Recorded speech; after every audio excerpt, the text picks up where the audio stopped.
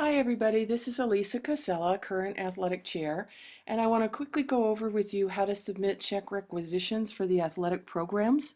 It's slightly different than previously, and I'm going to make this as short as possible, so let's get started. You need to submit a check requisition form whenever you want any sort of reimbursement or payment for any items through the athletic program.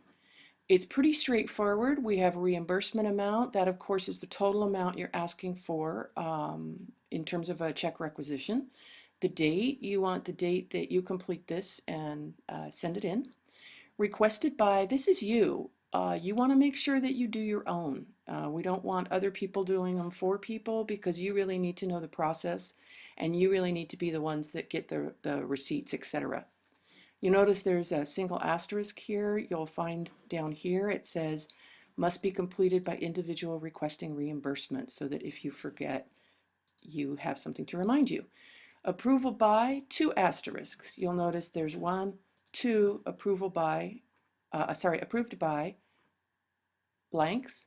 If you come down here, if it's equipment, the head coach, currently Dan Putnam, needs to sign off on it.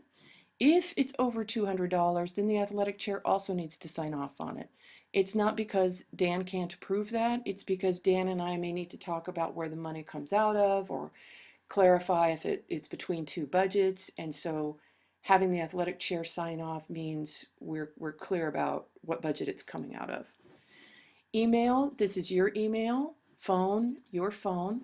Description of disbursement. Suppose the disbursement amount is $100. Well, you may have a receipt from Vaughn's for $25 and a receipt from CVS for $75. Description of disbursement, you want to put what event or piece of equipment, and then if you need to describe, there's two receipts, one from Vaughn's, one from CVS, whatever you need to say here that helps someone know what it's for. So if it's pertinent to an event, please state what event, because we track the expenses directly to each event so we can learn for the next time we put it on. Payable to, this is your name. Mail to, your snail mail address. It's easier for the treasurer if she simply facilitates a check that is then mailed to you. So notice previously I said equipment approval, head coach and athletic chair. Here's event reimbursement of purchase. There's always an event facilitator. For example, for the Masters Crew Classic dinner this year, it's Jane Hargrove. So Jane Hargrove is going to be the person who needs to sign off because that tells me that it's something that she was aware of or that she knows about, or if I have any questions, I can talk to her. I sign it off because then I tell the treasurer what budget it comes out of. Check the appropriate boxes. Notice it says completed by head coach or athletic chair. We determine exactly which budget it comes out of, and we let the treasurer know what line item, because it varies. Other, that's for us to do also. Note, it says you must securely attach receipts or other pertinent information.